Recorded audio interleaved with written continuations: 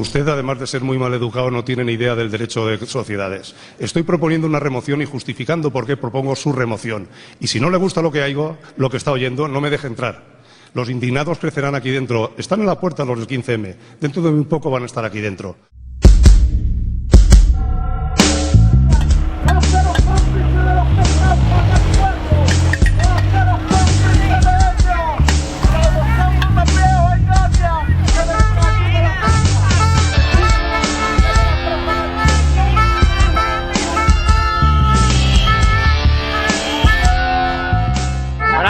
Suerte y si podéis, alguno lo trae para afuera. A ver, vamos a hacer preguntas muy puñeteras.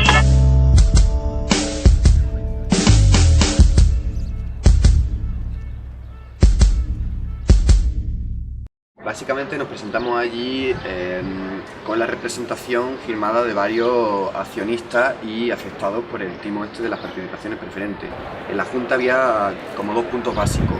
Uno era hablar de la absorción por parte de CaixaBank de banca cívica, presentar también los estados contables y tal, y por otro esa propuesta de conversión de lo que son participaciones preferentes en otro tipo de obligaciones.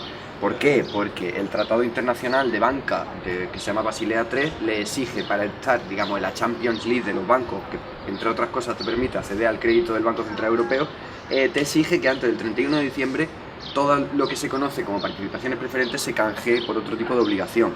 Otro tipo de obligación que luego serán acciones que bajarán artificialmente el precio para recomprarla a precio bajo y de esta manera pues da el pelotazo. O sea, esa es la jugada a largo plazo.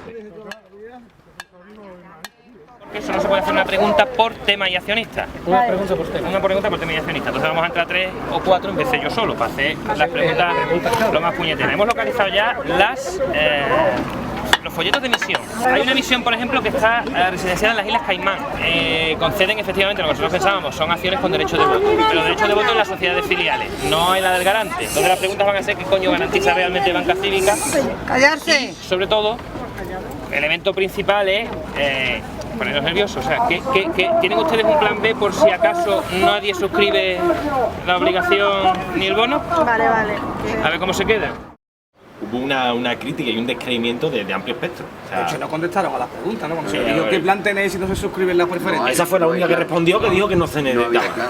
Porque además, o sea, encima la respuesta que te da es que dice que el 98% de las personas ya les han consultado y quieren cambiar su preferente. Claro. Pero en la sala no se veía precisamente un 98%. Pues estábamos el 2%. Exactamente.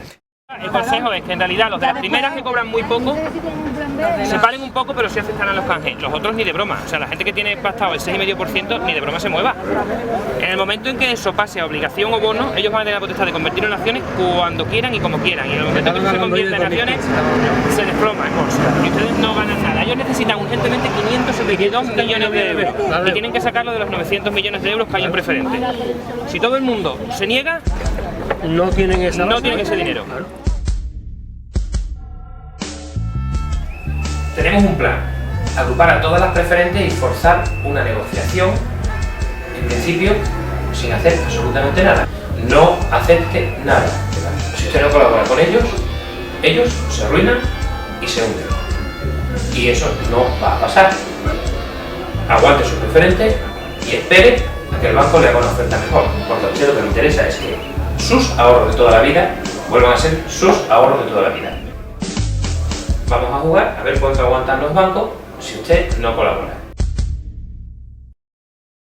Estamos jugando con tiempo. Cuanto más se acerque el 31 de diciembre, peor para ellos. Dale caña, dale caña, lo preparo el agua yo. Dale caña, si quieres no prepara el agua.